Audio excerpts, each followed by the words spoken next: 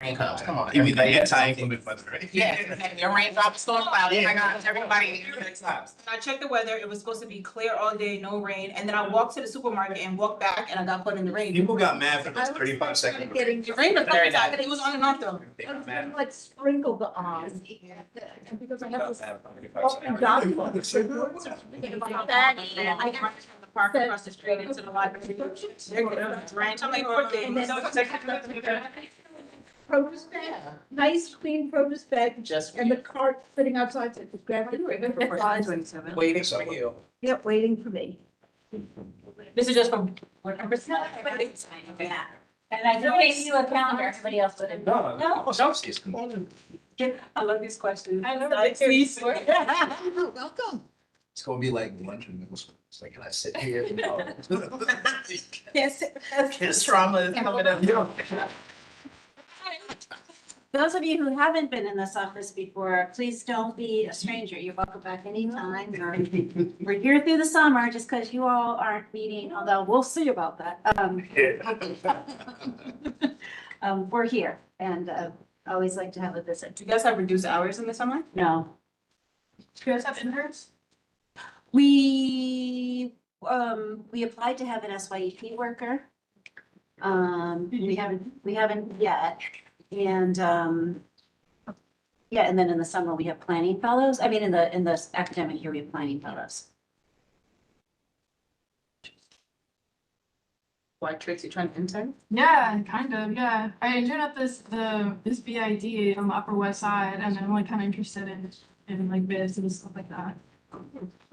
Yeah, we can talk. And I should see what the bids are doing this summer too. Do you know our bids here, like Lauren I Collins? love Flatbush Nostrand one, because Yeah, that's that's kind random. of, yeah, I don't know if that's in our It is, like, yeah, but yeah. yep.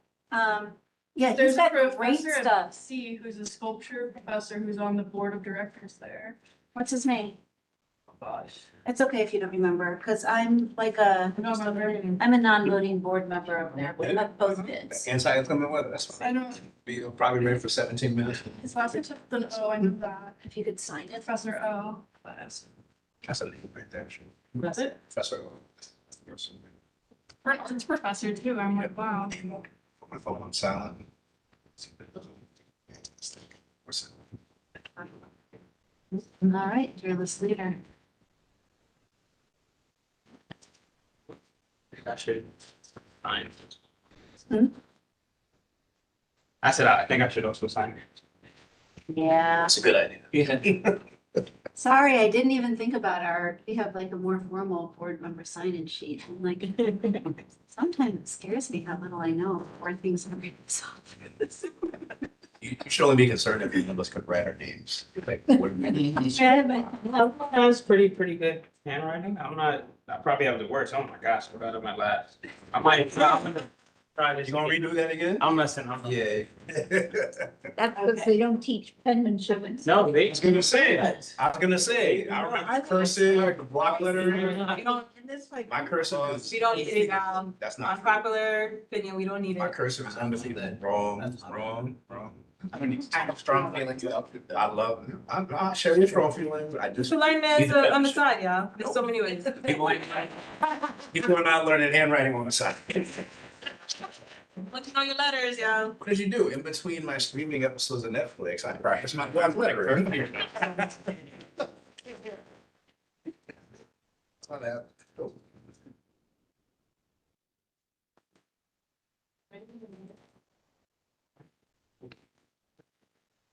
Good evening, everyone. Good evening. Thank you for coming to our 2026 Executive Committee meeting, as well as new member orientation. The agenda. So yeah, let's start off by doing intros. We have new faces, older faces. So I'll start off so I'll say intro. Like that. I mean, not older, more seasoned races. That's what I meant. Newer, seasoned, not older in age, but older in more wisdom. You know, like take that seasoned wisdom. You know, so Timeless torches like. yeah. saying? You know, I have a baby face, so it's like, you know, I don't want anyone looking at mine, but baby face, no beard, nothing. So, so just say your name and then your relationship to the board. So my name is Jarrell Gray, and also say how long you've been on the board. So Jarrell Gray, chair. I've been on the board for a little over 2 years now. And I said chair, yeah. Sean Campbell, not a board member, but district manager, and I've been a district manager for 15 years, so I guess I'm an old face. Is that on? Oh, it was recorded. Okay. That's fine. Yemisi Nasiru, new board member. Been on for a couple weeks. Oh, yeah, great. Welcome. Welcome, yes. Are you on a committee yet? Not officially yet. I'm here to get oriented. Okay. I'm Gina Sadkier, and I don't know how long I've been on the board, but I know Alvin Burke was still around and he was the chair for at least a few years. Yeah. I don't know where So they. I'll do the math and I'll shout it out inappropriately at some point. But a legacy board member. And I'm a very old face. Hi, everybody. I'm Christopher Bromson. I'm a board member and the co-chair of the Community Environment and Economic Development Committee, which before. And I think I'm going into my 4th year. I'm a year ahead of you. I would want to say, am I my third? So yeah. We're somewhere near each other. Yeah. Hello, all. My name is Janelle Bumadi, and I'm a resident of Community Board 14. Hi, Janelle. Well, Welcome to now.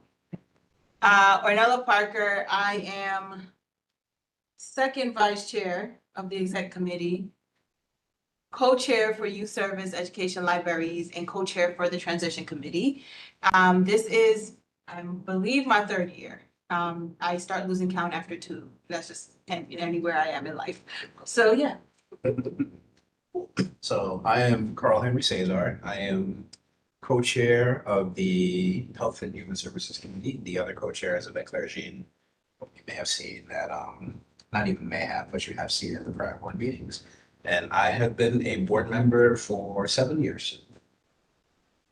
My name is Beatrix Eckerchu, or Trixie, and I'm a new board member. Could you say that slower? Beatrix? Beatrice. All right, cool. One more round robin. Let's say what part of the district that we live in. So, well, we have the map. I actually don't remember what area I live in, but I live in the Flatbush section. I live near Parkside. Yems? Oh, I didn't realize. Yeah. I'm so sorry. I looked at the website. I think I'm region 4, which is like Midwood, Ocean Avenue, Avenue M. cool. Yeah, cool. Yeah. I guess it's sort of the northwest, there's like a little pocket. And by half a block, I'm technically in Midwood, but it's kind of Kensington, Midwood. I am the northeast corner, which I forget the number. Junction. Midwood. Yes. Shout out. I am in Flatbush. I do not know east, north, or south, but 17 and Beverly, if that helps anybody. Central, you're in the central. Is that central? Okay, yeah, I'm like, where is that? So I'm on Linden between Flatbush and Bedford, so kind of near that northeast portion of the committee district. I know there were like numbers to the different areas, but I live on Glenwood and 24, so I'm right by Urban College.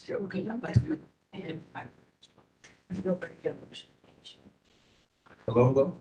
How you doing? So, be honest, you just started.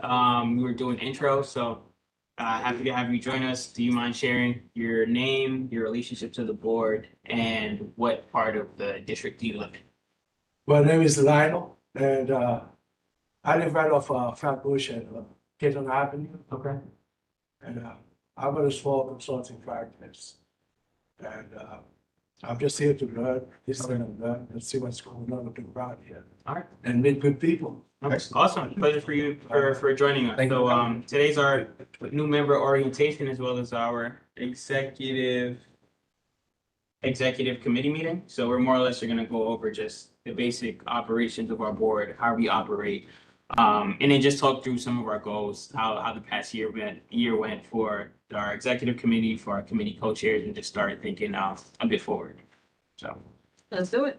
yeah. So Sean, while you're there, actually, can you navigate the website or? With my glasses. Okay.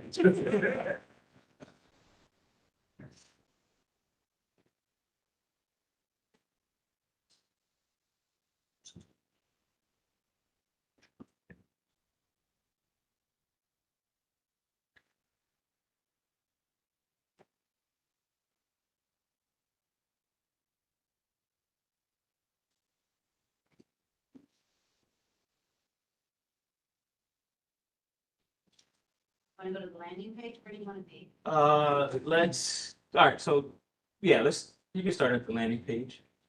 So this is our website. I do want to shout out the district office for managing and operating this. I think we have one of the best websites, if not the best website for all of the community boards. It's very robust. It has all of our resources.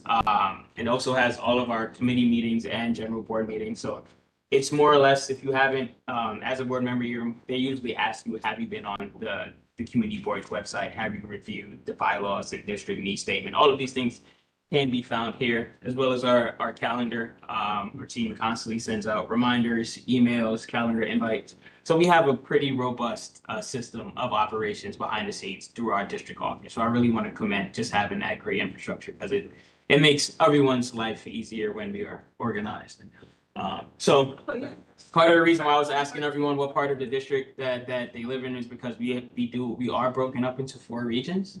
And one of the things that we are also conscious of when getting new members is, right, what part of the district are members coming from? We have a very diverse district. I think the population is roughly 151,000. It depends on what you can. Depending on what. 155 or 160. So roughly a 150, 160 residents. We have ton of renters. Also have pockets where we have homeowners. We border Prospect Park from the north.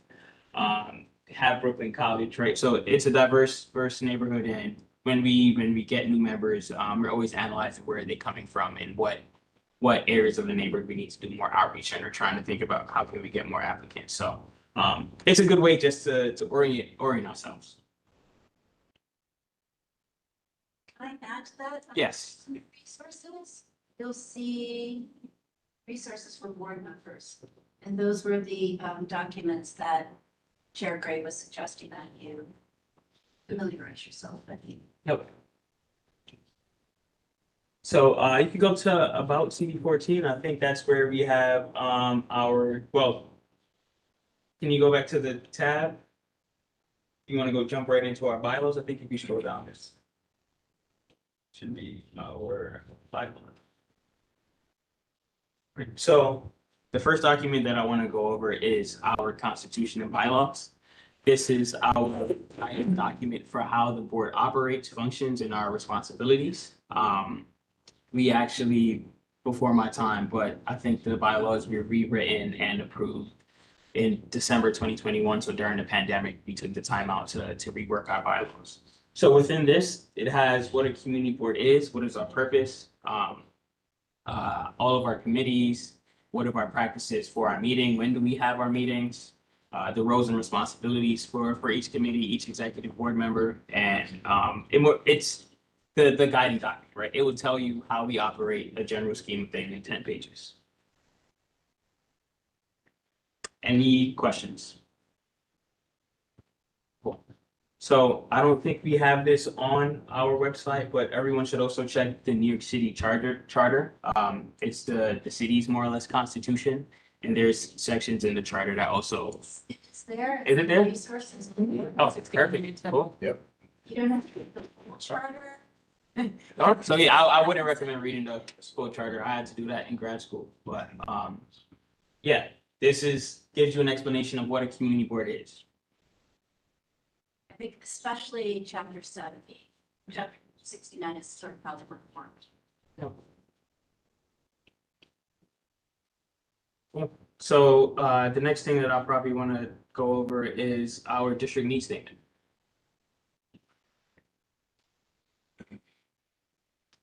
It's under the city budget tab. So yeah, this is actually one of the things that are asked on your interview or in your application when applying to be a community board member.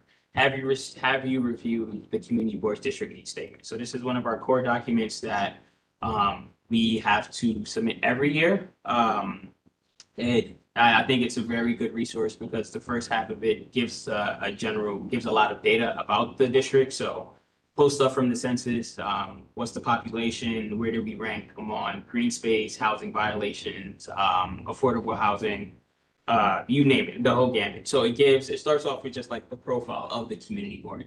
And then every year our district offices are tasked with replying to submitting a district needs statements that basically, how do I want to frame this? Basically like, advocates for the neighborhood, what our district needs are for every agency. So we have a section for the Department of Transportation. So they deal with our streets. The main thing that we've put in our district needs statement for DOT has been Newkirk Plaza, right? And who has taken ownership over Newkirk Plaza.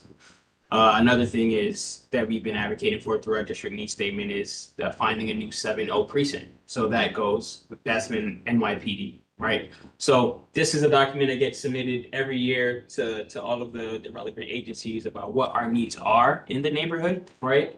These are things that we're taking from the 311 request. What are people calling our offices for, right? What are some of the big top line through line issues that are found throughout our neighborhood? And then submitting it to the agencies. We get mixed response, usually unfavorable responses from the agencies. And I think it's important that we go through this because I think at the top of the year or at the end, is it the top of the year, the end of the year, we have like a budget meeting where we go over the feedback that each agency has. And then a lot of the times other responses are like, understood the need, not gonna do anything, or we don't agree with this request.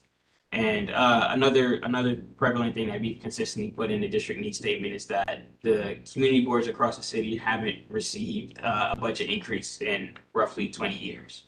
And as you may know, population is growing, neighborhoods growing, a lot more issues, a lot more requests, and our district office haven't received an increase in funding. And I do want to keep that as an important piece because that's something I want to talk about with our executive committee going forward. And Sean, feel free to jump in. Yeah, just to break it down, the first document that I opened was this district needs. That's where all the requests go in originally, and that's the whole report about why we are identifying those are the needs. Then the next one, the one I have open now, is the preliminary budget register and agency response. And those responses are what Joelle was talking about. You see, the first agency response was to create or renovate an existing public library. And it says agency supports but cannot accommodate, which is a common response. And then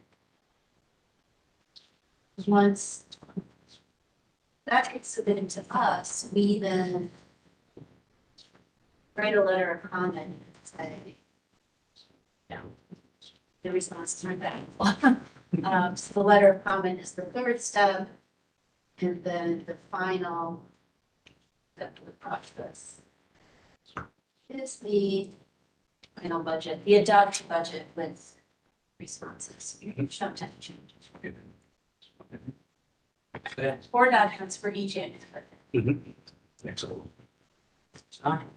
We do have new members who just joined us, so we did intros, we went over our bylaws, the city charter, and been going over our website. We started off with intros. We basically gave our name, our relationship to the board, and then what part of the district do we live in. So I'll pick it up to who we join us. So, yeah. All right. Melissa Minnick, I live in Flatbush. I think that's first quadrant quarter. I always forget this. We do. I just learned it 5 seconds ago. Okay, good. But I'm Greg, co-chair of the Housing and Land Use Committee, and I'm a member at large as well. And how long have you been on the board? I believe it's 5 years. I guess it's me. I'm Greg Alvarez. I've been on the board for about 8-ish years, I think. I'm also co-chair with Melissa on the Housing and Land Use Committee, and I live in Quadrant 2. How are you doing? Thank you, first time here. First time here? Do you mind just giving your name, what brought you here, and then part of the neighborhood you live in? Oh, yeah, I live out here in Fourth Avenue in 24th Street. Okay, cool. And I usually get those slides at my house, but I just decided to say that just go check it out like this all the time. That's cool. And name? Clifford Pagula. Okay, pleasure to meet you. So this is our new member orientation as well as our executive committee meeting. So we're basically just gonna be going over our board operations, some of our key foundational documents, how we operate as a board. And then we're gonna sort of like do a recap of the year with our executive committee and committee co-chairs. So thank you for joining us. I'm sure you've been to community board meetings before, so I'm not sure if any of these things are gonna be new. But also feel free to join us on the second Monday of every month. That is June 8th, 7 p.m. at the East Midwood Jewish Center. I think we're gonna be 6:30, right? Because 7 o'clock. 7 o'clock. Yes, 7 o'clock. Don't we have, no, we don't have a public hearing, but Public hearing yeah, is here on June it's 4th, 4th, yeah. and yeah. Okay, cool. But thank you for joining us. So the next thing I want to speak about, Sean, are we good on district needs statement? Yep. Any questions? You say you're gonna bring it up later when we go over executive Yeah, committee. it's on the agenda. Any questions, new members? All right, so when were community boards founded? I think we went over it on the charter. All right, Wait. I'm just making sure we. Remember the handbook. We're good, right? But I think that's a good point. If you're new and it's like your first time experiencing the board, speaking from an I statement here, it can feel overwhelming. So like there is no silly question asked. We have all been in that position where we're like, what does that acronym mean? What are you talking about? So like please feel like comfortable asking because this is the space for that. For sure, and I'll also just share 25 minutes ago, I was in the room asking Sean, hey, what's XYZ? I'm not gonna say what it is, but there are still things that I'm learning myself. So it's definitely a collaborative experience that we're doing. So the next thing I want to speak about is Robert's Rules of Order. And I think this is very particular for our new members. And granted, I think it would be good if, I think Borough Hall will be doing some trainings or should be doing trainings about Robert's Rule of Order, because I think it's our parliamentary procedure and it's used in a variety of organizations to more or less have a democratic meeting and have discussions. The reason why I'm a little bit familiar with it because of my fraternity, we use it in all of our operations. So it was sort of like coming to the community board, I was just observing how things went, and I know that there's room for improvement and there's more space to grow using Robert's Rule of Order because I've seen how in certain times, I don't want to say things have gotten out of hand, but there's been points where things could have went smoother or explained better. Just all of our board members had an understanding of Robert's Rule of Order. So I did not look at this section on the website. I want to see what comes up when you click it. So cool, we do have a guide on our website about Robert's Rule of Order, but I wanted to just break down the general operations that we have almost every board meeting for new members. So I mean, before that, so the community board, Robert's Rule of Order is usually used when the board needs to conduct official business or make an official recommendation on behalf of the board. So one of the things is someone may come to our board meeting and ask for a letter of recommendation, right? It might have come up in a committee meeting, and then they wanted the board support on a certain issue. So organizations, elected officials, different groups have done that. Another thing is that we are the first stop in, well, more or less the first stop in the ULIP process, the urban land use reviews. Uniform land. See, I think yeah. We're usually the first stop in the ULIP process is where there might be a rezoning, so there's a change in the legal land use code for our neighborhood. And we're usually the first entity that has to make a recommendation on that. So that's a place where we would need to use Robert Tree Rules of Order to vote and put forward a recommendation. Another place where we do this, and it hasn't come up too often as of lately, when we're given recommendations for liquor licenses as well as cannabis, right? Yeah. Sean, right, dispensaries. So what more or less happens is one of these subjects are brought to the floor. And then while I'm either sharing out information, the person sharing out information or the district manager sharing out information, there's more or less a decision that we have to make, whether we're supporting an initiative, we're giving a letter of support, taking a position on something. After that information is brought to the board, there's questions, right? So that's the first thing that's supposed to happen. We're supposed to have an exchange of questions and discussion around the topic. And then someone, which has to be a board member, needs to make a motion. You can make a motion by saying, I'd like to put forth the motion, or I move to, and then the topic. Once a motion is put out, you usually would hear another board member would say, seconded, or another way, also another way to put a motion is if I might ask a question, like to clarify, I might regurgitate someone's point, and someone in the one of the board members would say, so moved. So that's usually the first step in initiating a motion. Following that, someone would need to properly second the motion, and then it goes to a vote. So once the motion goes to a vote, the chair starts asking questions about the board members, like I don't know how to describe it, but I'm just gonna say the first question I would ask is, are there any board members ineligible? So if you are a board member that is ineligible, the two things that usually make you ineligible from voting on this topic is if one, you may benefit financially from the topic at hand, or two, you have a vested interest. So board member would have to declare that they are ineligible. Following that, I would usually ask, are there any abstentions? So an abstention is more or less if you do not want to take a position on the motion that is put forth. We typically don't recommend making abstentions, right? We expect all board members to do their homework and understand what is the topic at hand, right? We send emails or things, or you are actually prompted, right, with what's going to be for discussion on the agenda before the meeting. But I've seen more or less board members, if they missed a previous meeting or they weren't in a committee meeting, or they honestly just don't want to take a position, they would abstain. And then I would ask, are there any members against? You would raise your hand. We'll count the numbers, and then I would ask if there are any board members for. And then depending on, what's the majority? Is it the majority? We have to. Majority of the quorum present plus one, Plus one. yeah, not plus one of the quorum present. And then after that, depending on what happens, the motion would carry, and then we will end up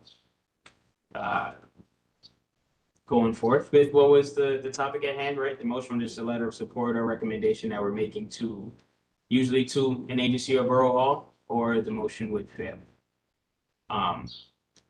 In between that, right? Well, I don't want to go through it, but there's ways that after a motion is made, there's space for unreadiness and deliberation, right? So after a motion is made, you don't have to go straight into voting. You can still ask any questions about the voting. And I didn't want to add this, but I do want to let board members know you can actually make amendments to motions, right? So if there's something that's unclear, something that may have been missed, something that you may want to be more specific within the motion, you can actually offer to make an amendment or a friendly amendment that, and the person who made the motion can choose to accept it. Or we could, yeah, but what has happened sometimes is right where there might be a motion on the floor and it's been already seconded. We actually have to make sure that we vote on that motion first before making another motion, right? So if we make a motion and someone seconds, but someone goes, hey, I actually have a better idea for this motion or a more specific way to say this thing. We still have to vote on the motion that's been properly seconded. After someone gives the explanation, we would hope we would have to shoot down the motion, get enough no votes, and then reintroduce another motion. But that's one of the discrepancies that has happened before. So if you've gotten into the habit, especially because right at the beginning of the meeting, we have to adopt the previous agenda. So it's usually just like rapid fire, like I ask if there's any abstentions, any members opposed, right? Every now and again, I think Melissa had the last one. And Carr usually might catch every now and again if there's a change to the agenda. But I think we've gotten into the habit of like, sometimes some people might not be actively listening or might not be too invested, and someone just might automatically second a motion, and that shouldn't always happen. We should actually have some deliberation before a motion is seconded. So any questions, because I just spitballed a ton of things. Question about Yes. the ineligible part. Yes. Can you like say that again? Yeah. Like if you financially benefit, and then the other part was like if you're like interested, what does that mean, vested interests? Sean, do you mind? It's kind of the same, it's really the same, it's whether or not you have a conflict of interest as kind of. And that's different than like if you abstain. Well, yes, yeah, definitely. Ineligible to vote means you can, abstaining means You choose. you don't not want to. to. Yes. But the other thing about that is that, and you touched on it, but for a motion to pass, it has to have a majority affirmative, a majority in favor. So sometimes people will say abstentions are like a no vote, and that's because it's not contributing to the yes vote. So there have been votes on this board, not in a long time, there have been votes that had like 15 people in favor, only 2 against, but 14 people who abstained, Yeah. and then the motion doesn't carry. But we've gotten away from it. I think there's been a lot of discouragement of abstentions. The borough president went at his orientation, I believe, has told board members that an abstention means you're just admitting you didn't do your homework.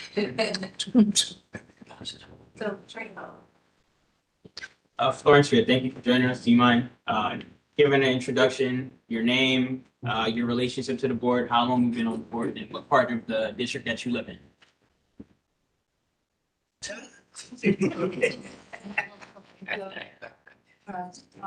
Florence Shangagina.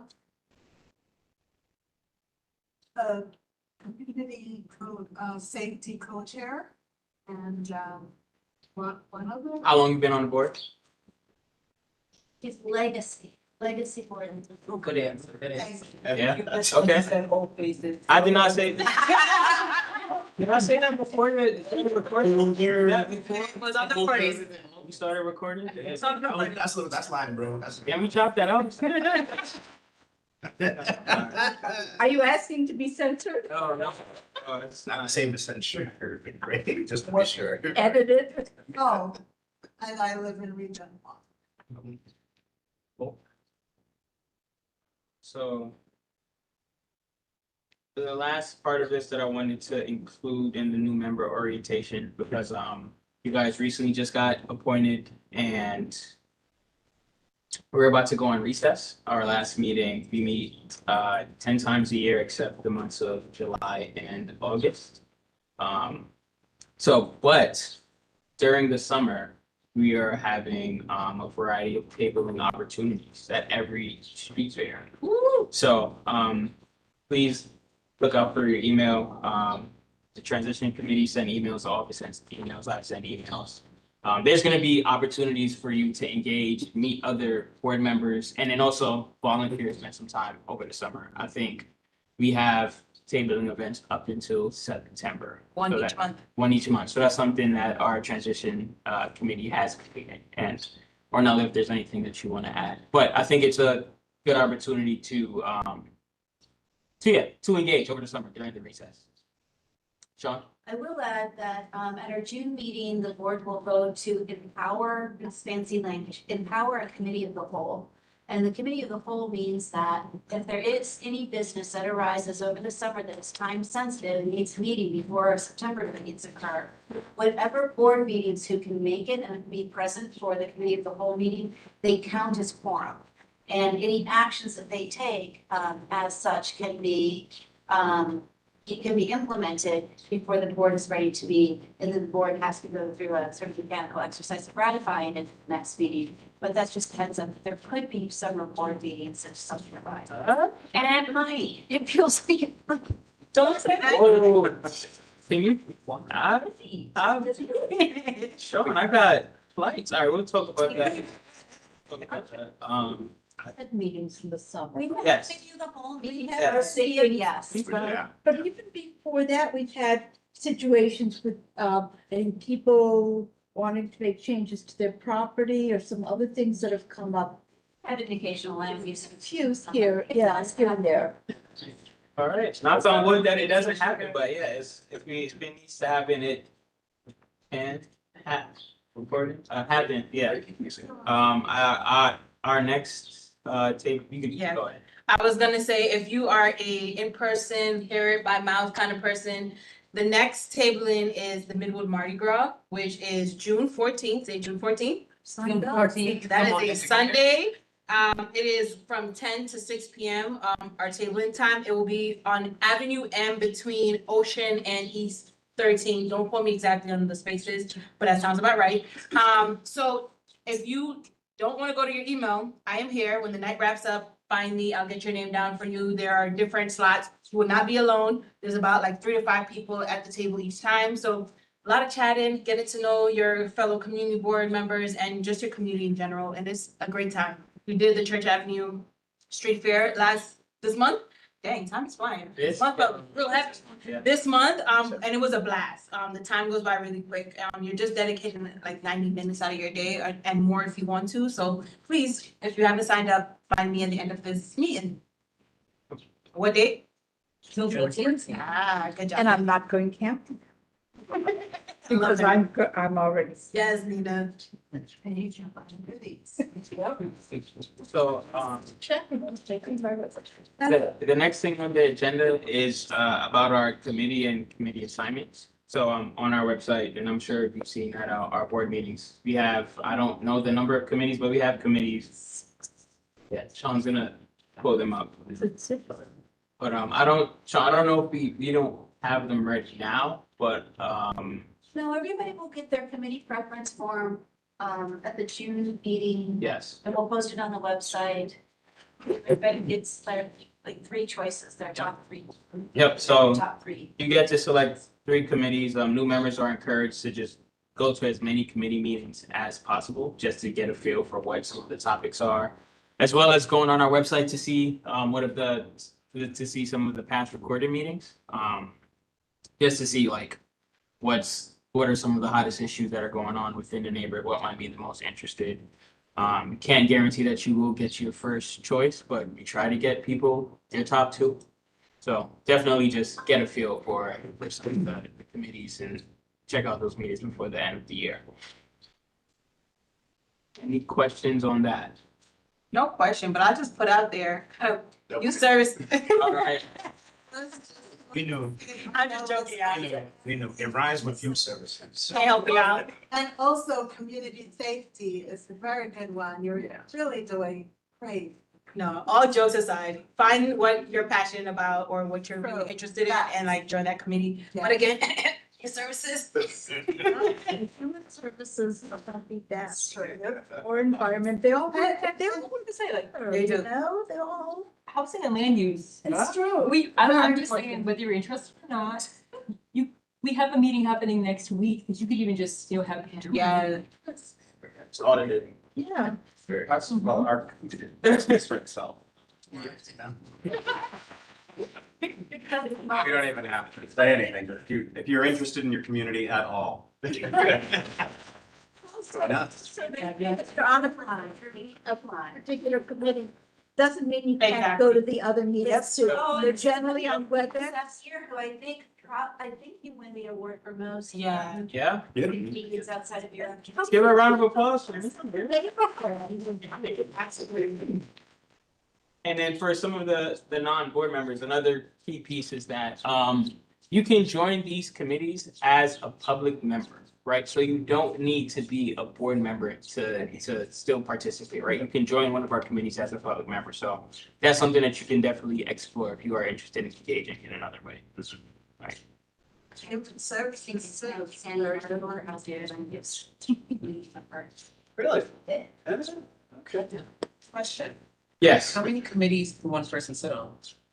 As a One. board member or One. public? So, another question for curiosity.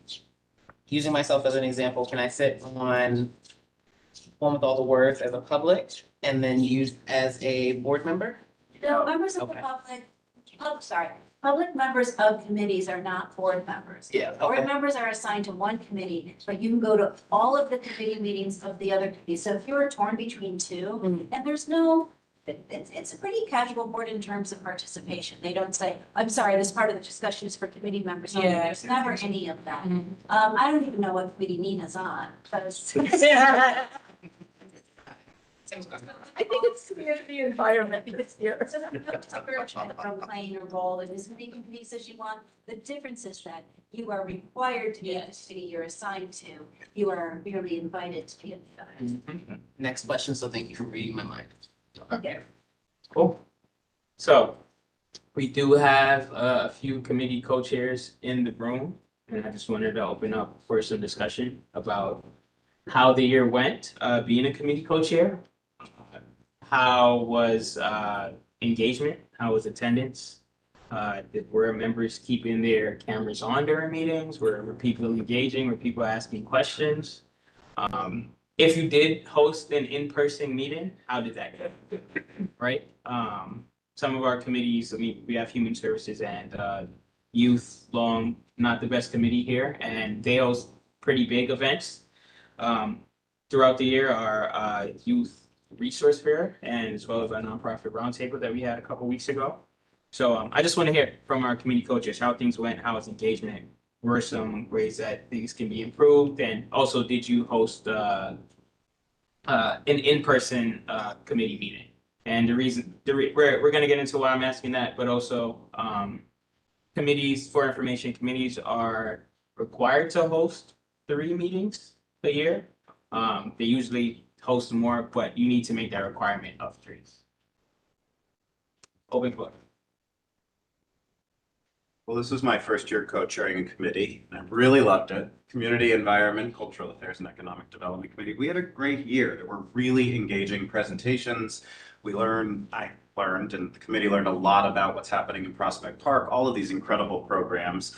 I really took this as a year to kind of understand how committees work and what it is to lead one, and I'm excited to continue this and really continue to build out the options and things that are happening. But working with the district office made it so helpful and smooth, and I had said early on I wanted to lean into economic development, so that hadn't come up late. And it was just, we had wonderful presentations from SBA and all of these different city agencies and organizations that are serving the community in these categories and beyond. And I think one other thing, we didn't meet in person at all, but we did attend, and committee members and other people from the community board, there were so many events happening in the community around these issues. It was a great forum at Prospect Park that Carl and a few of us were at. That was a really great discussion on green space in the city and how it's being looked at in Brooklyn. And a lot of different places to get involved. So I think we will keep it remote because it just improves access. We could do a hybrid thing and be open to, or really kind of, I like the idea of some sort of kind of community driven event that we host, like a nonprofit roundtable, something that is relevant to our committee around green space or parks or something like that. So that's what we kind of hope for next year.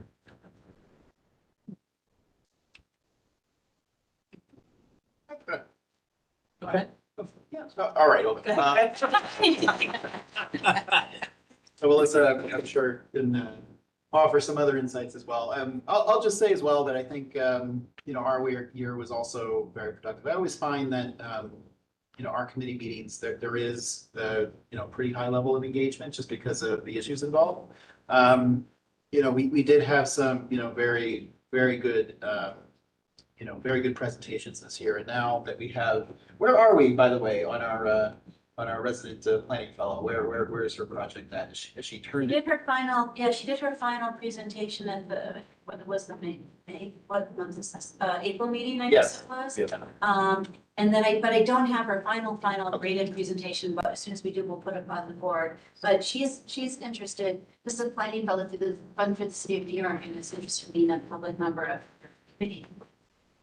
Which is great, yeah. So oftentimes we've had through the years where we've been engaged. There's this great program where we have planning fellows who can focus on particular issues within our district. And this year, our topic was City of Yes and how it will integrate into our district and what we can expect in the future. And so, for our committee, it's always that sort of that interconnection between the life cycle really of housing. So from the beginning, we have our land use matters that come up, but those are not in our committee meetings, those are in our in public hearings. So we have those, but certainly our members offer support and guidance there. And then feeding all the way to, okay, how are we in this affordability situation? What are things that have to be done to improve on that in that front?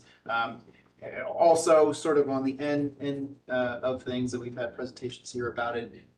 Sean says it all the time about how our district is particularly on one of those the list you don't want to be on in terms of the number of housing violations that occur within our district. So what we try to do is try to cover that whole breadth of interest. And even with land use, we're not necessarily just talking about housing. It's any sort of improvements and other activities that are happening on that front. And as is coming next week, we'll talk a little bit more about it. The neighborhood plan that's going to talk about the Coney Island Avenue to McDonald Avenue corridor. So we're going to be very much a part of that as well. So a lot of things happening. I probably said too much, so I'll turn it over to Steph if there's anything else.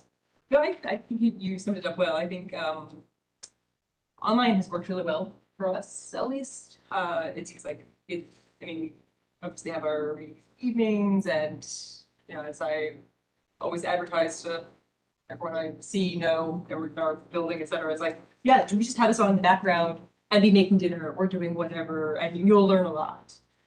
And because we've had some great guests, and just keeping in mind, like, the huge diversity of people who are in our districts, and renters, homeowners, people who are really concerned about their property values and really concerned about the amount of space one parking space takes up on the street versus open streets, and how all these look. But also, as Cheryl was saying at the beginning, understanding all those acronyms and what those mean. Yes. So I think got to pair with some really great organizations, so just pulling in people from across the board and across all of this. Like we had a great presentation from Canva this last month, 2 months ago. I give up. It's June already. More presentations before the next meeting.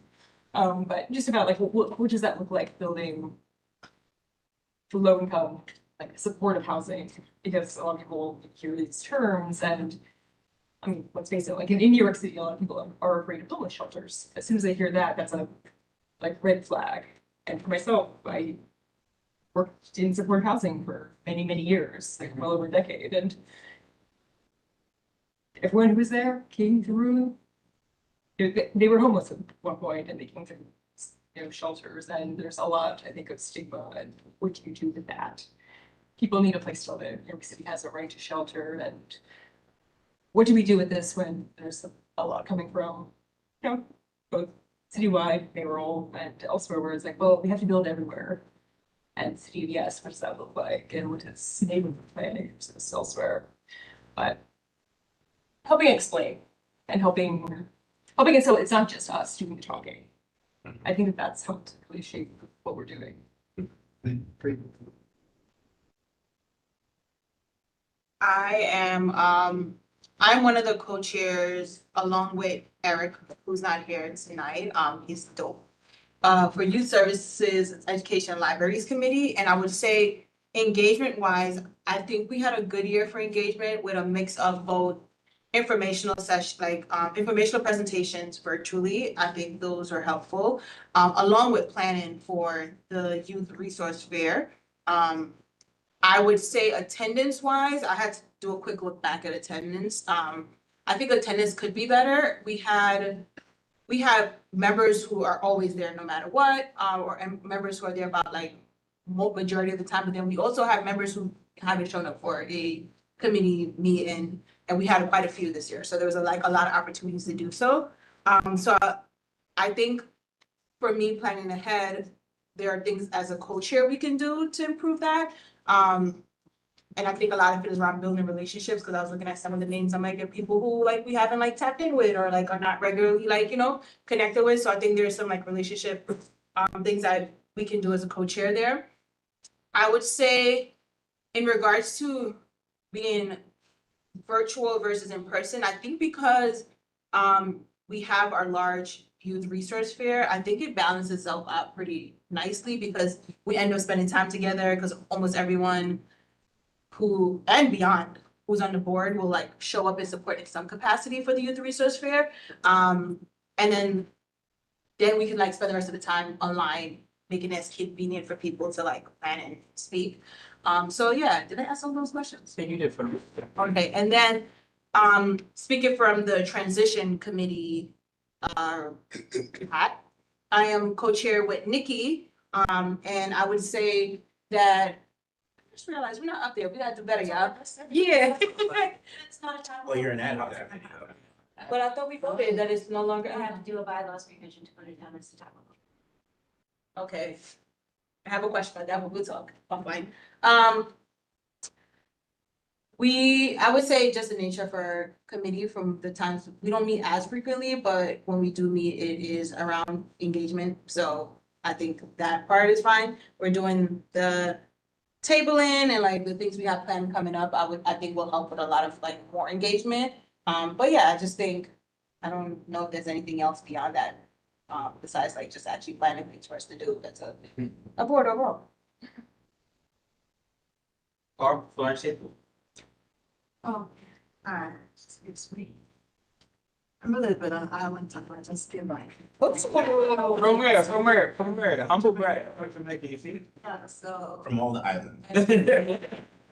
Sorry, I'm island time.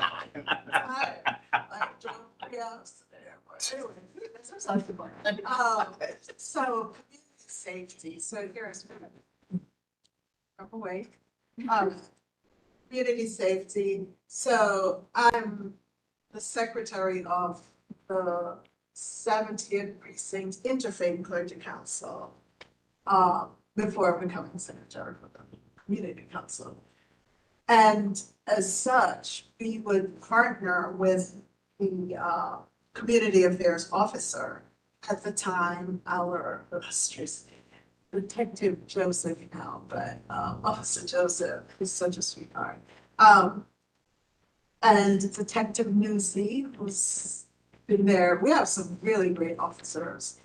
Now we have Officer Chouette as well. And also, what's the other? Crime Safety Prevention Officer. And unfortunately, our crime safety, now it's Officer Mahmood. Yeah. But the others have been promoted and have left. And so we partnered with them, and what happened was that whenever there are shootings within the community, usually it's happening in the Region 1, right? And so we've had some issues on Regent's Place, Woodruff with drugs, and Ocean and East 18. Those are usually the areas. So, we would go out and East 21st Street, yeah. So we would go out with, the clergy and we walked and prayed and, you know, whatever it takes to get the,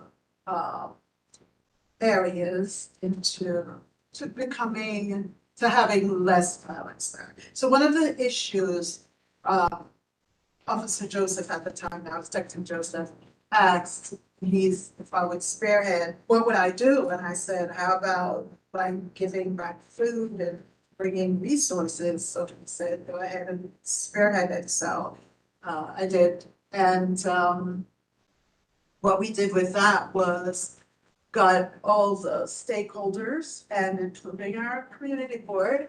And so someone that I know donated food. So we gave out fresh produce and our officers, this really, really helped every time we did it because our officers, they unloaded the truck, they served the people food. And folks in that area was like, wait, these officers only spoke to us, they're arresting us, right? Or something like that. But here it was, they were serving the community. And that really made a difference. And so people who were like, they hate the police, like when we're walking through, it was terrible, I'm not gonna lie. But the officers were there with us, they hate the police, and they were always shouting and ended up giving the police officers their number. Some got placed in jobs because of that. There was more cohesiveness. And so the DA's office, Canva, Catholic Charities, CB14, everybody came together as community. And for me, it always feels like community and giving back. And folks then wanted to volunteer or come to the community board, and some have come. And then one lady, she actually joined, she became a board member, so now she's a member of the community safety. But also what I've done as a co-chair, and now my co-chair is Hindi, and we've been co-chair together. She's not here tonight, but we have the shelter. So we have a shelter that I was led to, and it's a domestic violence shelter for women, you know. There's no address, there's basically they're in hiding, you know how that is. And it's, what do you call that again, when they transition? So they're there for only a short period of time with their children. And so I was thinking about it, and I spoke to the director. And, you know, something that I thought about was when I go away on vacation, I'm always disoriented the first night. I don't know if it's just me, but sitting up in the middle of the night going, wait, which was the bathroom again? Because it's not where I live, right? And so that just made me feel, wait, these women with their children are in hiding. And it just tugged at my heartstrings. And so I spoke to my kids and I'm like, let's do something for the kids for Christmas. But then when it came to, for Mother's Day, I spoke to my co-host and we decided to do something, and Joe Dwag has joined in. And I have to say, now more board members have joined us and members of the community when we're doing community response, and also just giving back, going out and giving out flyers. Because I would love all of us, not because that issue that is not in the other communities, it doesn't mean that we can come together collectively. And so others have joined us, and I love that. So it's like, oh, I'm in for real. Curious question around engagement for that. How do we find out about the community responses? Oh, I usually share. Share how? Well, before I used to share on the board when I know about it, but then for shootings, I just reach out to the members whose numbers I have, or I tell Sean, and Sean would share. So that's how. And then Sean and I spoke, and we we're supposed to get some flyers, pamphlets for, because we've given out something. Oh, so the children, at one point, there was an issue with shooting with the kids from Midwood. And I don't think it's them, but I don't know who the kids were, but there was a lot of, there was stabbing, there were shootings. And so, there was a gentleman that I know and he's a psychologist, so he's come with his van. And I've got the lead and drum and the others to come out and we give out, these flyers, pamphlets that I've gotten. So I asked for some because a lot of folks were saying they were dealing with mental wellness issues, you know, so mental health. Others were, we had youth with dating and, you know, just find out a lot about our community being out there. Parents have shared that they suffer from depression, their kids are suffering from depression. So it's like, you know, so we were, I was trying to get ways of getting more resources that we can give out because those pamphlets are always gone. What I didn't think was going to be utilized was the one about the teen fathers. And that one, I was very surprised to know that. But, you know, it just shows and it tells you, you know, what people are going through. And at one time co-chaired with Human Services. And we lost one of our members who was Youth Services, Mr. Dwayne Joseph. He was young. And so in honor, we decided that we would, and I co-chaired with Yvette Clergy at that time, and we decided that we would do a health series. So we did a lunch and learn health series, which it was well attended, right? And we had, it was very well done. It's still on the website. Yes, people do benefit from that. I shared that with my friends and groups of others and they learned a lot from that. So what I love about this board is all the committees have a lot to offer and you learn a lot. And sometimes you may think something does not apply to you or it does not affect you. And you may think, I don't need to visit that. I would say go anyway, because for me, it's benefited many of my neighbors. And sometimes years down the line, it's now, oh, I need that. So, you know, it really helps. So, yeah, this is a great one. Thank you, Concha. And then Carl. Sure. And so I would say my summarization is going to be interesting because I have been co-chair for about like a month and a half. So we're switching places. And so basically when Jarrell became chairperson of the community board, then he could no longer be co-chair of the Health and Human Services Committee.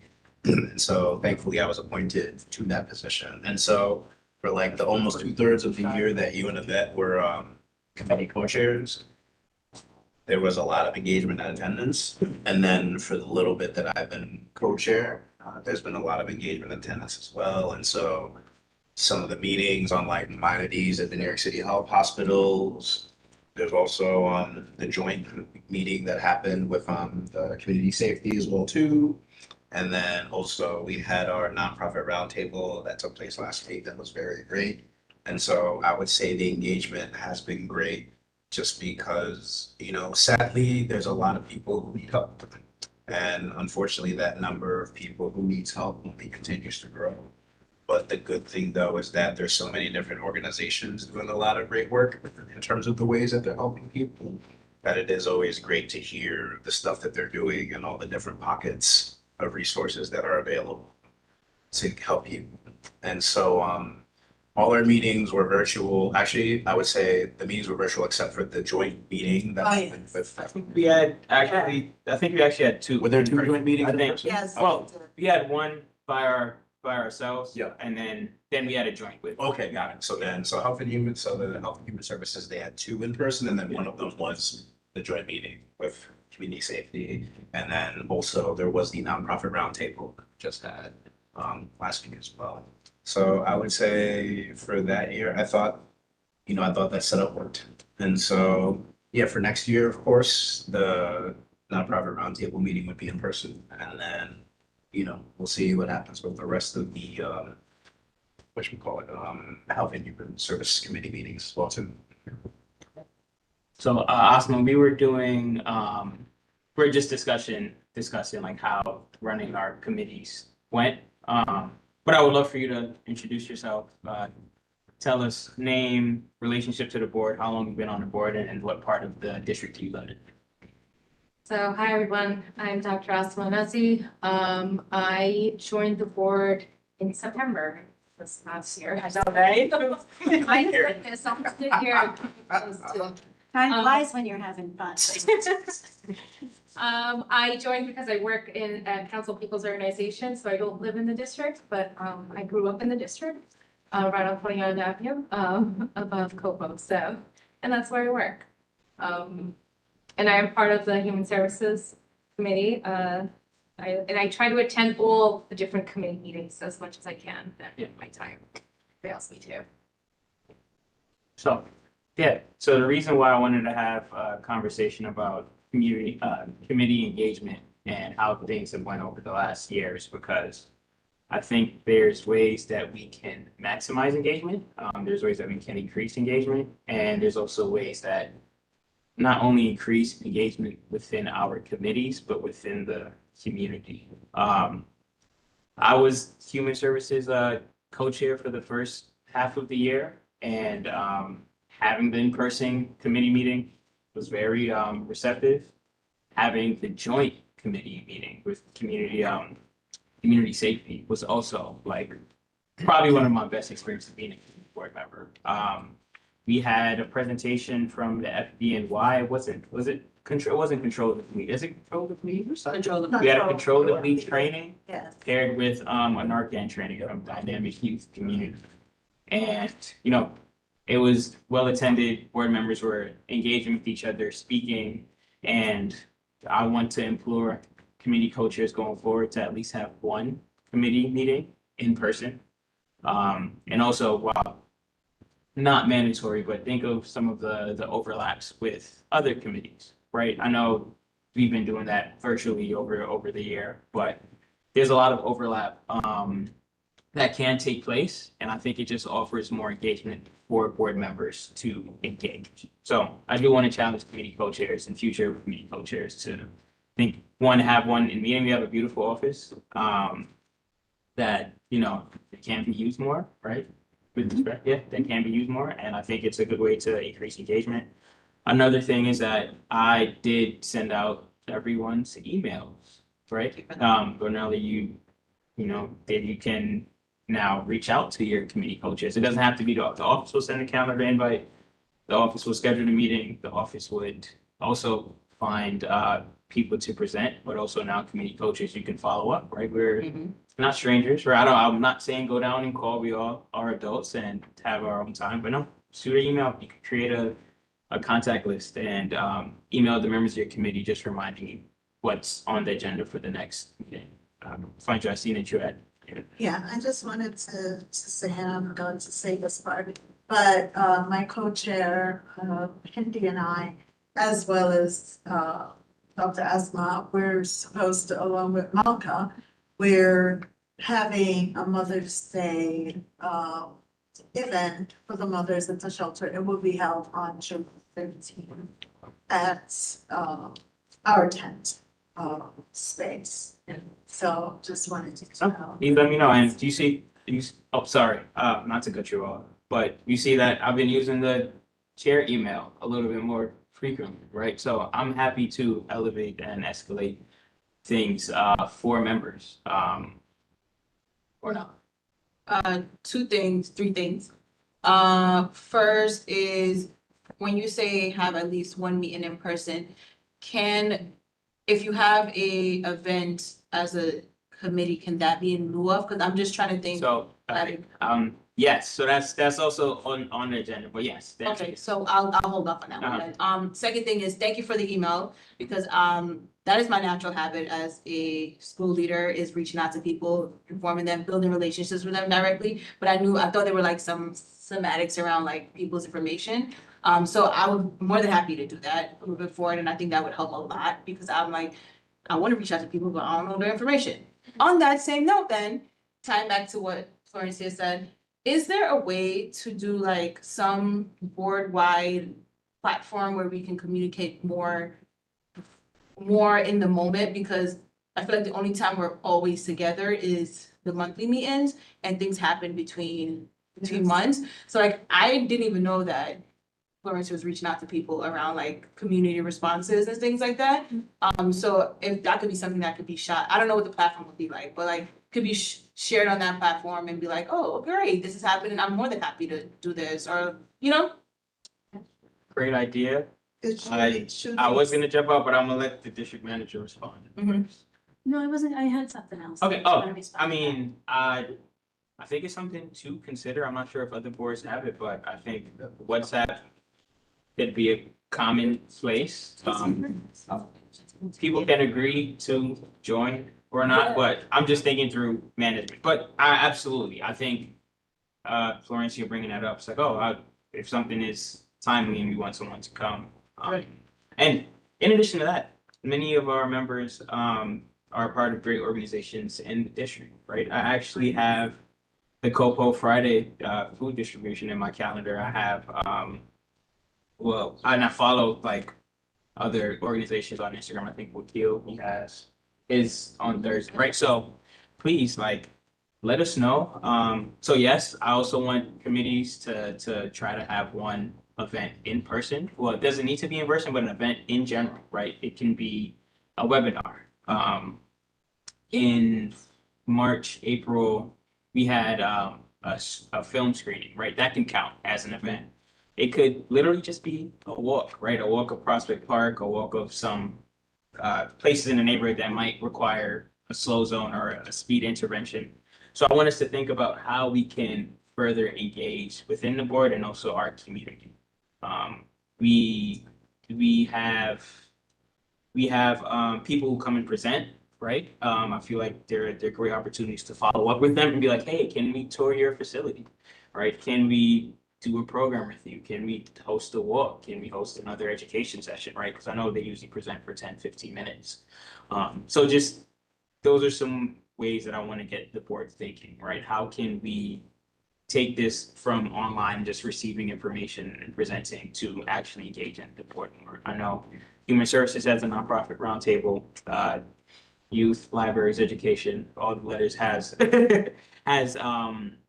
has a youth resource fair. And then, like you said, part of the meeting might be a presentation from an agency, but then you actually get into discussion because you're planning for the youth resource fair.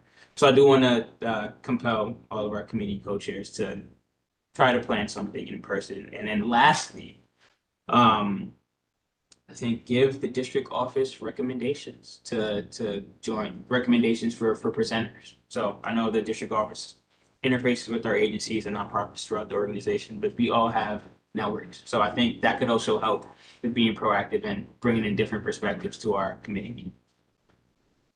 Can I talk a little bit about the neighborhood plan and different? So, do you want to take it out? So, was going to speak about so. Because I think if we send it like, it's best to focus on the committee. Yeah, so, all right, thank you for joining, yeah. Thank you. Thank you. So, Thank you.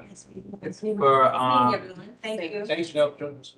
I think, I'm not gonna assume, but is anyone familiar with the press release that came out last week from the mayor's office about the potentially most likely rezoning of McDonald and Coney Island Avenues? Yes. Yes. Yes. So ahead of the IBX, the Interborough Express light rail, we do have a stop that's going to be on the edge, the southern edge of our district, right? Right Is it? here. Yep. Yeah, right here. You're gonna And have then one down at, junction. So two stop. Right. So the city has been adamant about conducting rezonings throughout the city, and the second one that they are planning on embarking on is right in our district. So, well, a neighborhood plan. Yes, neighborhood plan.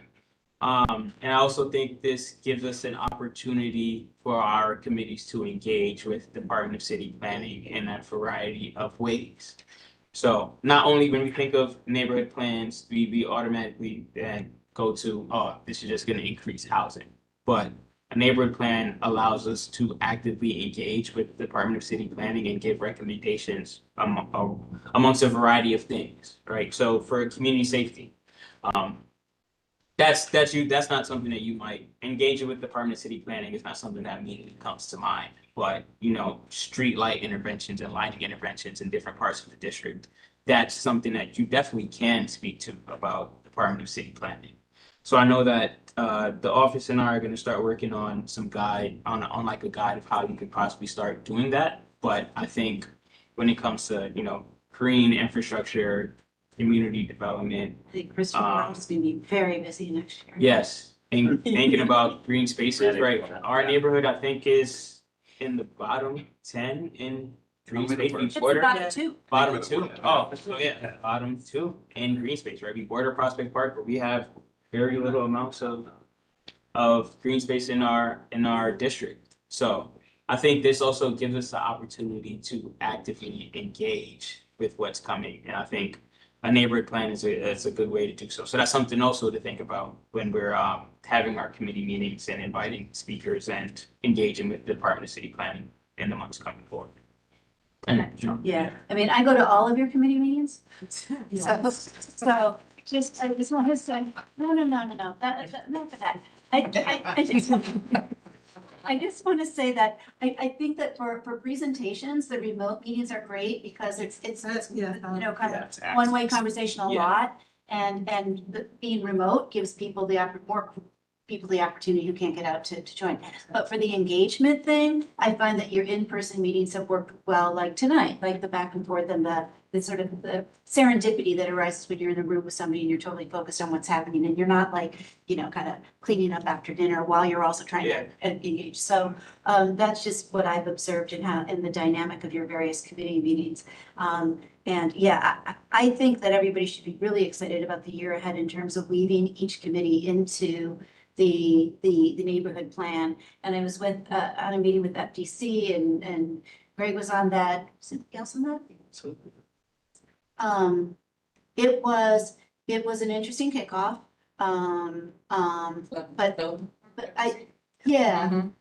you know, I said, the more prepared this community is, the more it can drive the conversation.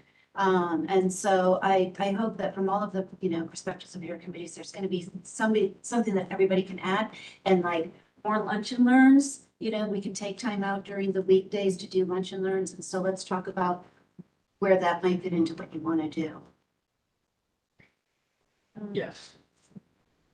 Yes, Francia. Oh, a couple of things.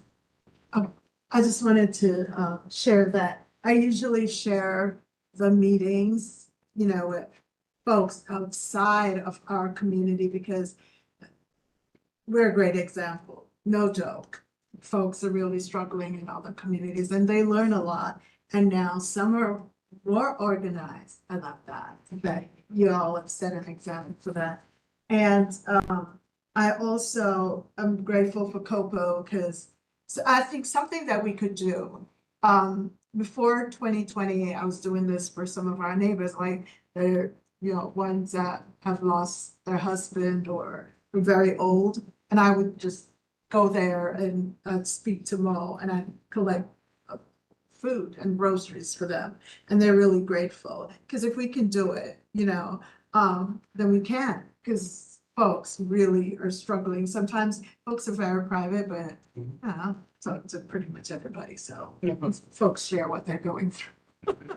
But yeah, so that's something I think that also, you know, that's just giving back, you know, and you get to meet people. And I think sometimes that because we're looking to do outreach, sometimes even by doing that, maybe their kids or family members, they'll tell them and they'll come to the board because that's how some folks have actually come to the board. So that's one of the things, you know, that I think that, you know, something that we can do.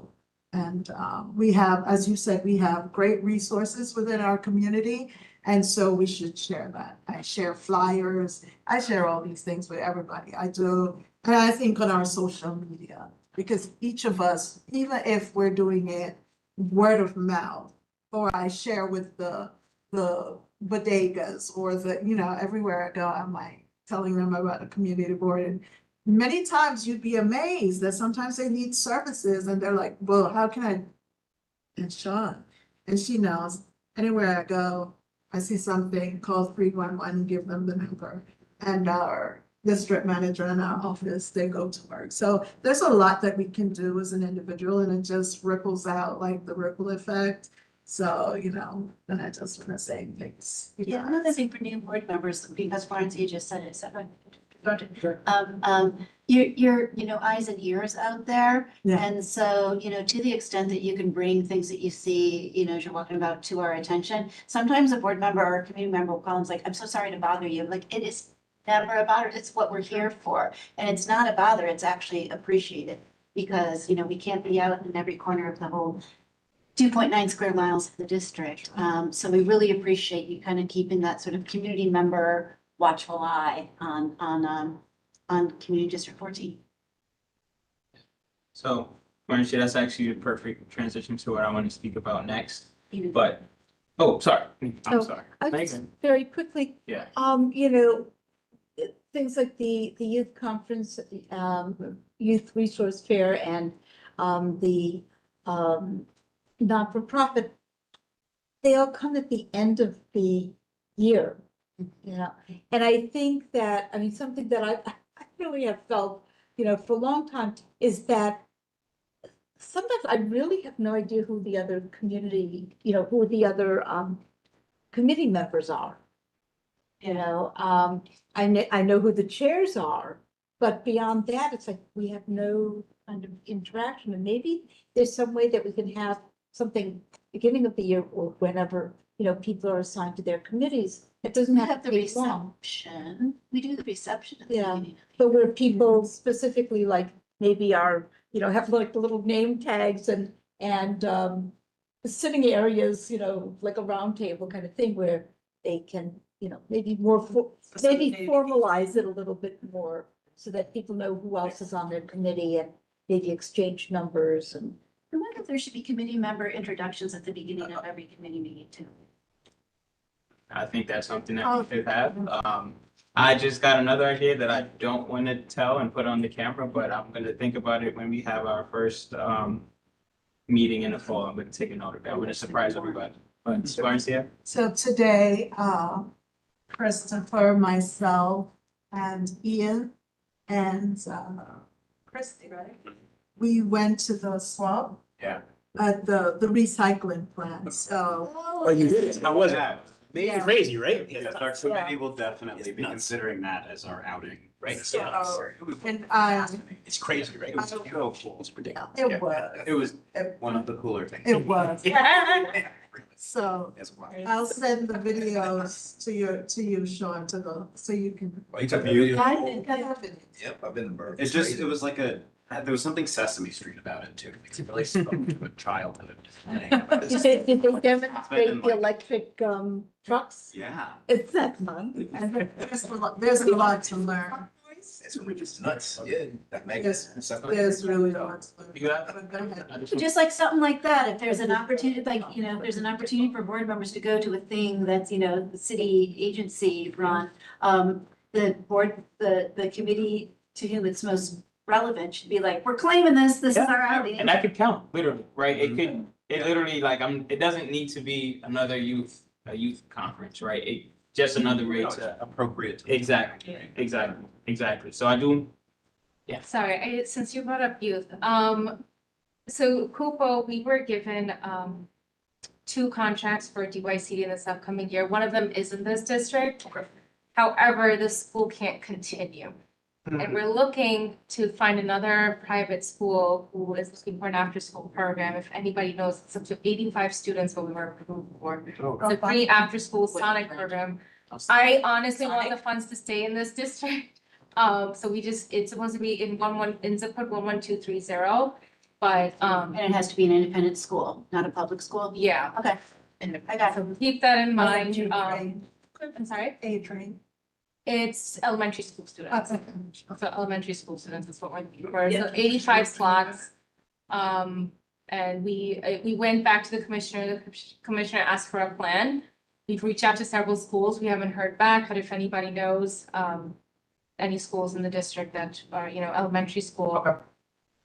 Okay. Thank you. Reach out That's, to. We have a list. yeah, okay, Sean has a list. Perfect.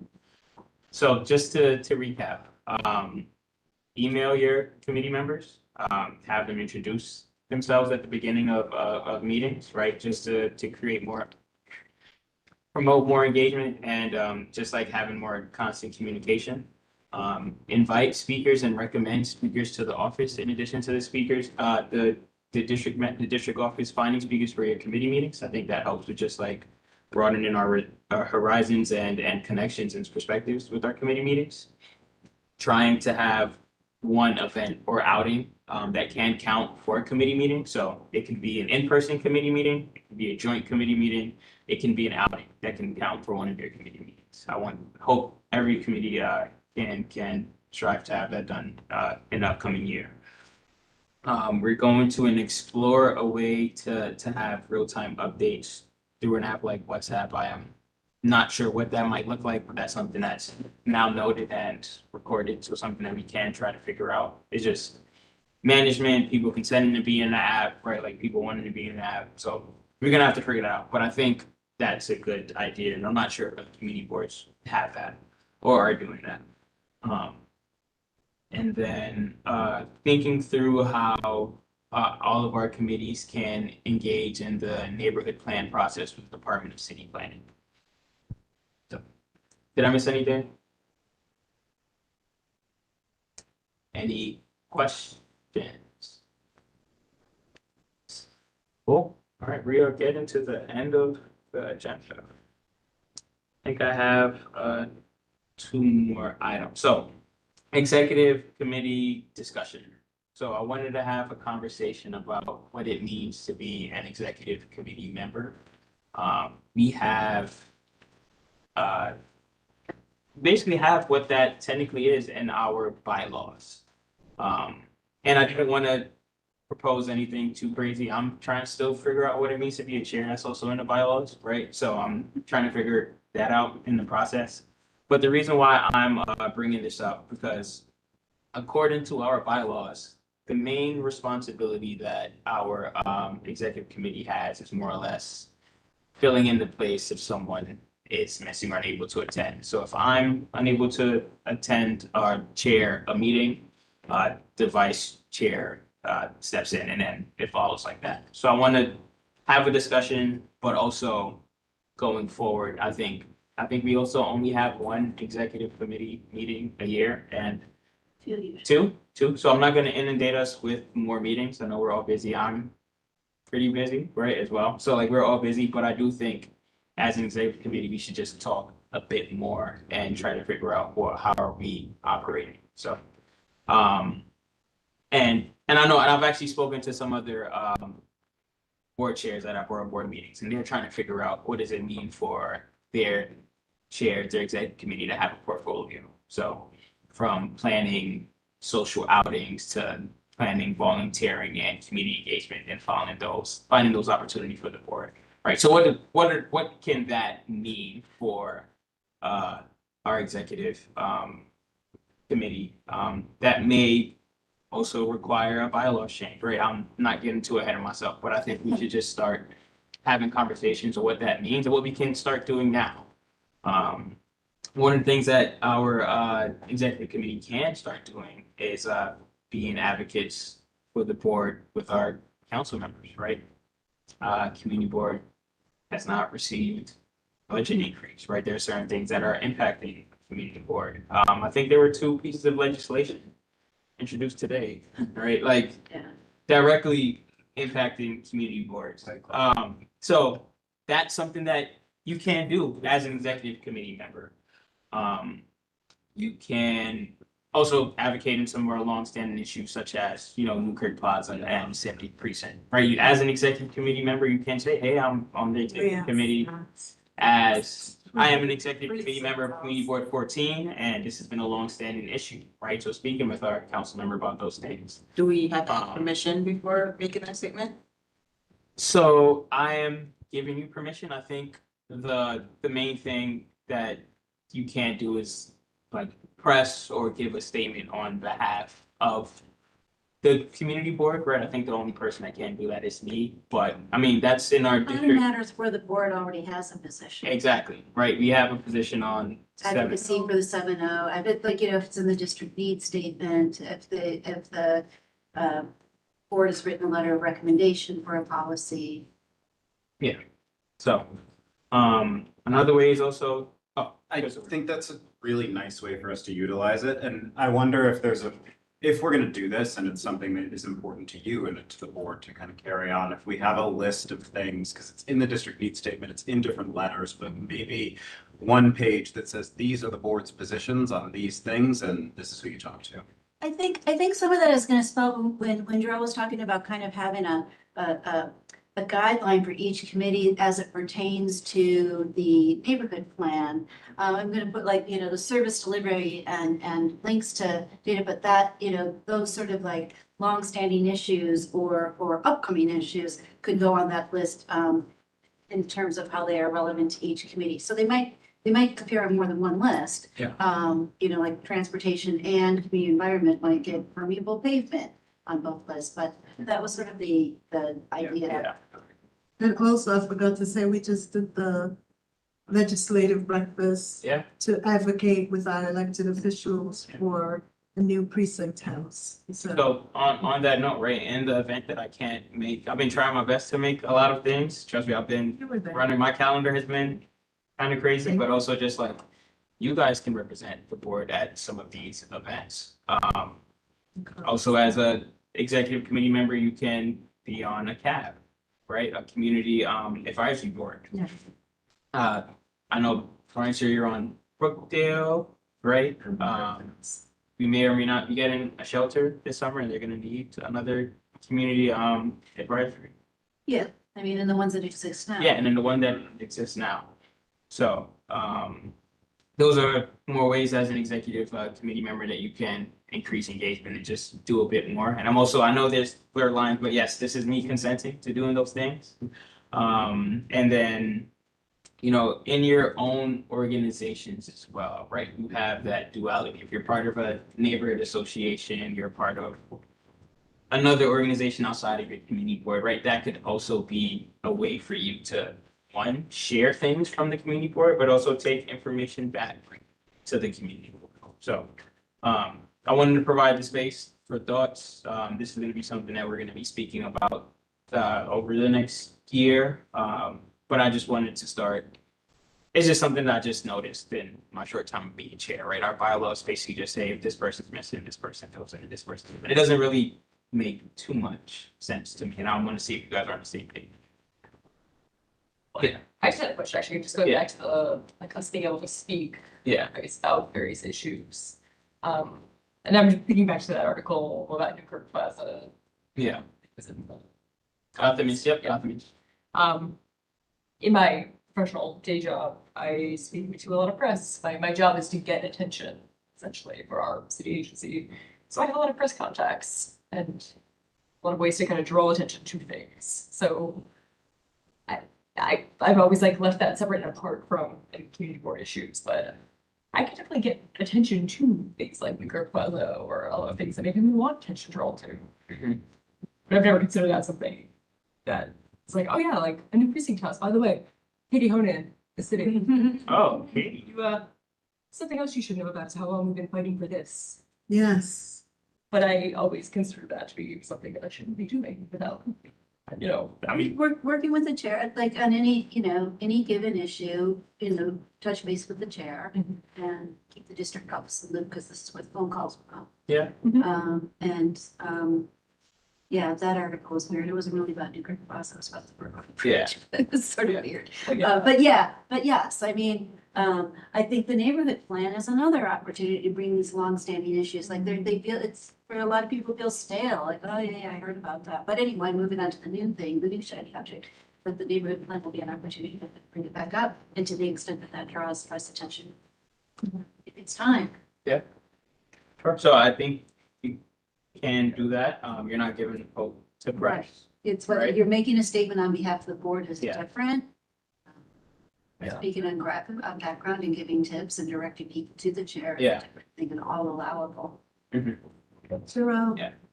So I know I came a little late. Did you mention about the board members that are term limited so that others, step up? Oh, I did not bring that up. I'm term limited, so, oh, yeah. What year? This year? You're staying with, you're staying though, right? Public member? You're. Yeah, public member. Oh, it's not my In committee. Jamaica and Antigua. and Yeah, yeah. And Barbados.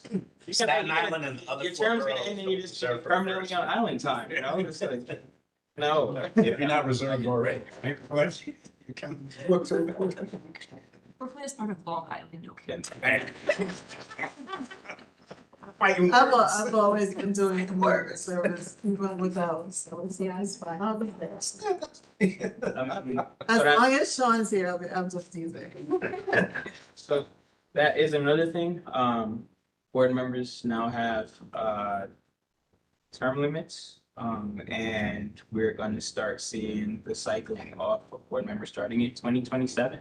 I think that's the first year that Yes. technically, but yeah, I think that's the first year that it starts to start impacting. So there also is gonna be, I mean, this is the work of the transition committee, but right, there's gonna be new members, the seasoned members, I'm watching my language, cycling off the board. And we also have to think about how we are preparing members who have longer terms or more time to step up and engage. Right, exactly. Because, yeah, I think, you're speaking about all the engagement issues and some people come to community board, they get on, they don't say anything the entire time. They might just vote a couple of times. They might get on the committee meeting. And yes, they might attend all of them, but they might just have the camera off, not participating, right? So I think with the transition committee and with, executive committee, right? I think if us increasing engagement and finding ways to operate now, will better serve us in the longer term. And wow, this perfect transition because I'm on the last item of the meeting. But does anyone have any questions about? Passing notes so subtly. Yeah. Oh, thing. No, we just don't play. Okay. Yeah. Any questions? Okay, so when I hit you with a couple new calendar invites, maybe quarterly, don't be surprised. Okay. Cool. Yeah, the last thing is we have what we're supposed to do in this meeting as well is provide feedback for our district manager. And another thought that I had wanted to bring to executive committee, because it's something that we're also tasked with. I think historically, that was added to our bylaws to just find a way to provide feedback and have that discussion with our district manager. I think when they usually that brings the thoughts of all right, how do we reprimand or how do we, in the event that our district manager is bad, but Sean's great, I'm saying it on the camera, but yeah. How do we do that? And I don't think that's what was the purpose of it. I think, but what has happened with our district manager review has been usually, I think, Sean would leave the room. What? Oh, so Sean would be here and the executive committee would be like, hey, how's Sean doing? And Yeah, no, that shouldn't be. and I don't think that's how we should do that going forward. Not at all. Yeah. In addition to that, Sean, you said 15 years you've been district manager, I think. So I think we should start thinking, no, you're gonna be here forever. But No, I'm not.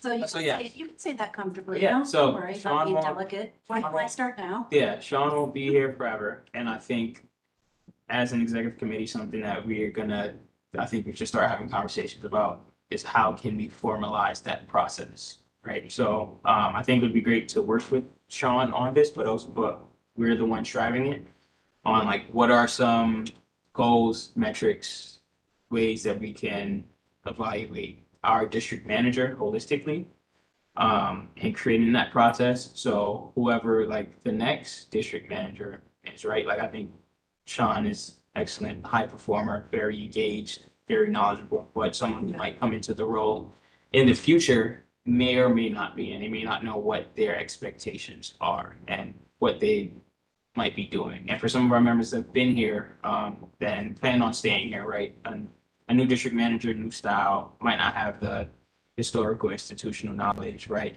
May or may not struggle. May or may not struggle. So I think we should have like a more formalized process, form, for us to actually provide feedback for our district manager. And once again, want to hear thoughts. Florence, you had her hand up. I just wanted to ask, the hiring process for a new manager, not for now, but for the future. The board, the board interviews the DMs and appoints. Yeah. It's an appointed position, the board appoints. Oh, yeah, I think. That's what I wanted you to explain, so that the Yeah. members could hear. And then the district manager serves at the pleasure of the board. Yeah, because, I wanted you to say that for the new members, because think Yeah. about it in another 5 years, there will be none of the seasoned, like I say, around. Well, yeah. That's not true. No, and so that is not true. So I just want to, in five, Sean, should I add time? Yeah, please, Yeah. thanks, Asma. we're almost done, but just to clarify that give more context to that statement. Once again, members who are cycling off research term limits can continue to attend, can be a public member, and then after 2 years, you can reapply to be back. So in 5 years, you technically can find yourself I'm gonna apply to be a board member. still, of course. Why not? That's not really, Yeah. that'd be interesting. Yeah. Oh, the new deal. Opening, Like, yo. opening the floor on that topic. I don't want to hear your thoughts. Yeah, why not? I agree on changing the format, for feedback. Curious, are we considering also question and curiosity? Why was the original format when the exec committee giving feedback? When we change the format, are we asking the entire board to give feedback? Because I don't think, the feedback should just stay within the exec committee. I feel like that's a I limited. think that's how the bylaws are written. The Yeah, bylaws are like that? So then that might be a question for later around like revamping or making amendments to the bylaw, but I'm just curious if that's something, if we consider like, why is feedback only housed within the exec committee? That's something that we can talk about and explore. That's absolutely within merit too. That's just how the bylaws are written. But I'm asking for those that were part of that process, like the thought, I'm curious, I don't know the why, that's what. I thought Nicole was a part of it. Well, it was Joanne, right? How did that, was that? I asked for it because I felt like, they were gonna put a district manager who was let go of and didn't ever have any negative reviews or there was never any sort of assessment of performance. And I just thought it would be good for my own job security, but also for the board and district manager rapport to have an opportunity for feedback and resetting different values and different priorities and stuff like that. And I think, I can't remember exactly how the charter is written, but I think the bylaws sort of dovetailed off the New York State Charter too. And then just organizationally to like have to have 50 different like offices is already hard. And so it was a way to streamline, like, it's not that any other board member can't say anything and give feedback. It's just that I think the assessment and the review was to be conducted by the executive committee. Yeah. That's what I was going to say about the organizational structure, even of other organizations, it's usually the executive body that makes certain decisions, yeah. No, either way.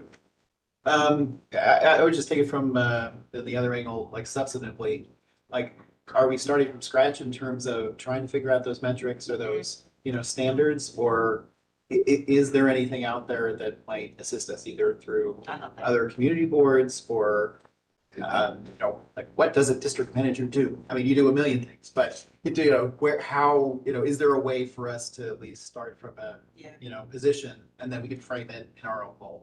I'm just wondering if there's something like that. So I would say every, I think, nonprofit has like a board. I think that's a place to start. I don't know what other boards are doing. I have a borough board on Tuesday. That's a good place to. So that's a good place to ask. So, District managers are digging up handbooks and stuff like that too, Yeah. because, you know, we meet as a citywide group Yeah. as well. And that's been a sort of challenge, is to be able to describe our jobs to, other bodies. but, So Sean, but that also, wasn't in place already? That wasn't in place already? Your job description? Really? For the district managers? I mean, there's not a job description. Like in the hiring description? Yeah. It's very vague. Well, Okay. it's like, will provide service delivery, convenes district service cabinet, and, Other duties. carries out board priorities as. But like no metric or Yeah. anything tied to those, right? So, but this is also something that I want to include our district manager in preparing, because obviously, he knows the Yeah. job best. And honestly, I would hope to have this in place a year from now. But I'm also just thinking forward, right? Like, and when Sean ultimately retires, I don't want the next district managers to come in, not have any way to be graded or Right. receive feedback, and then we're here and everybody leaves the room, everybody's upset, and then they find out they're gone in a week or two after that. You know, like that's a very real possibility. Horrifying. Is there a way of creating a kind of a metric that, you know, a measurable metric or rubric that can be used to look at, you know, district managers, maybe not now, but at least moving forward? Is that I don't, something that people, I'm not on the executive committee, I so don't maybe I think should that open my mouth, currently I don't know. exists. And like so I've had this idea, it was, I mean, brought to my attention, but I had this idea probably like a month or two ago, and I was like, hey, maybe we could come in here and have that. But honestly, I don't even think it was fair to do that. I think this is something that we have to be diligent about, deciding what those metrics are, what are those goals, what the rubric looks like. Absolutely. And Levinson Angulo have some thoughts on that, because I think she I've- was trying to use some of the governance of her own organization. I've had conversations with Nikki about it, so hoping she could be involved. She also was a part of the people who wrote the bylaws, the last iteration, I think she was. So, I'm sure that there's something that exists that could be, you know, modified. Yeah, and there's research around best practices Yeah. out there, so yeah, I appreciate what you said, Greg, around not starting from. scratch. I Like, hope we do not have to, but Yeah, I don't know how common it is for city officials to, first of all, it's totally unique for a city official to have a 50-member volunteer board, right? Like there isn't another position in the city that's like that. So I don't know to what extent other agency officials are reviewed by their commissioners or by their, whatever the executive team of their agency is. But we could look around for that. And an important piece to note while this is still recording, is that, you know, community boards are independent agencies, and Borough Hall does not have that much oversight and enforcement or guidelines that would help some of the gaps that we're trying to fill, right? Oftentimes, I mean, in other boards, there's a lot more conflict, but a lot of times Borough Hall said, according to the charter, we actually can't reprimand or can't intervene in certain situations, and boards are actually supposed to I don't regulate, but yeah, they're supposed to resolve issues themselves. You have a charter, that's what the chair is, right? The chair is supposed to be the one solving things and figuring things out. So yeah, I also just want to say there's also not guidance from borough based on how the city charter is written. So, Sean, is that accurate? Yeah, totally.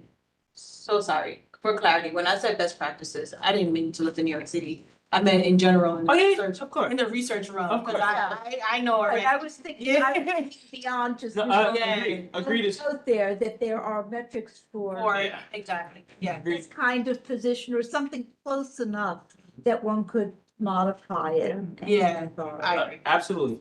So, the calendar invites until 9 o'clock, but I don't think everyone wants to stay until 9 o'clock, so. So sorry, then what are we doing right now for this year's feedback cycle? Or It can be tabled. It's actually not required. It's very ambiguous in the bylaws, but, I, I thought it was done in September, October, is that not? it was on the agenda for today. Oh, it was. it was on the agenda for today. Sean is gonna come when she comes back, but, yeah, like it literally, like, is just so ambiguous that I think it can be tabled. Okay, if we table it, when will we pick back up? My only fear is that I think we keep talking about a district manager down the line, but I think feedback is important for anybody Yeah. in any role, and I don't want us to miss opportunity to do that. Oh, absolutely. So I'm okay with tabling as long as we set. When, Revisit. yeah, yeah, Yeah. So you were speaking about, yeah, revisiting, still providing feedback, not just tabling this, as a whole, because I know we're gonna still create, but I know we spoke about it, like, say fall or like how? Oh, wait, I'm confused. So you think they wanted to do it now? No, we're Yeah, asking. we still wanted to provide, Oh, I think the fall, because there's another executive committee meeting usually in the autumn, and so that gives time to put together however you want to do it and then provide it then. So then with the tabling, for clarity, are we hoping to have some kind of metric over the summer to be able to do it then, or? probably finish would business? be Okay, the plan. To have at least something in the intermediary to provide feedback. I try to find a template so you don't have to Yeah. go from scratch. Yeah, Yeah. and then You there's must gonna be, have one. Me? Yeah. Yeah, but I mean, really, this is a conversation about succession planning, and that opens up a whole slew of other resources. not necessarily, I don't think. I think succession planning is a long-term goal. I think short-term is just feedback, right? Does that Yeah. sound fair? Yeah, I think it's, well, I think as we're having this conversation, framing it in, I mean, it started as Sean's not gonna be here forever, so we Yeah. wanna build out a sustainable Yeah, vessel for the next district manager to enter. Yeah. I think part of that, to me, collecting feedback for Sean's performance in the current moment is a little different, because I think we can create things that live Yeah. on forward. yeah, So we should talk about how we want to do that in the fall, or Okay. maybe you collect some things between now and then. yeah, There are rubrics and things we can find, but Yeah. I think planning for the future is important, Yeah. just being a really big part of it. yeah. Otherwise, you could just put up with me the way I am for another year. Or you could just, I mean, Sean, you wanna go out, you can take 5 minutes to, You yeah, also just, you could. Can also just- Also fire, so there's that. I didn't. Still record? Alright. I do not co-sign that one, Yeah. but That is the state of the job. It's like you serve the pleasure of your board, and there's a couple district managers that got hired like that. I guess, do we want to do a vote or? Cause I think you put something out there, but it's not. Oh, no, I was joking. I didn't think we Oh. wanted to do the, Sean leave the room and just, yeah. So I'm at, Everybody is more than welcome to if we. approach me with Yeah, I'm, something, whether it's like, I don't mean now, but like, you In don't have to general. wait to the end of the year because, we've hashed out different ideas, you and I, Yep. and, Carl's definitely flipped me down before, so. The question would be, No, I how do you prefer to take feedback? Preferred method of receiving feedback? I don't have a preference because I've got 50 different board members who all have their different styles, so I adapt to you. Okay. Thank you for that flexibility. Yeah. It's a good question. We'll try to It be is. nice.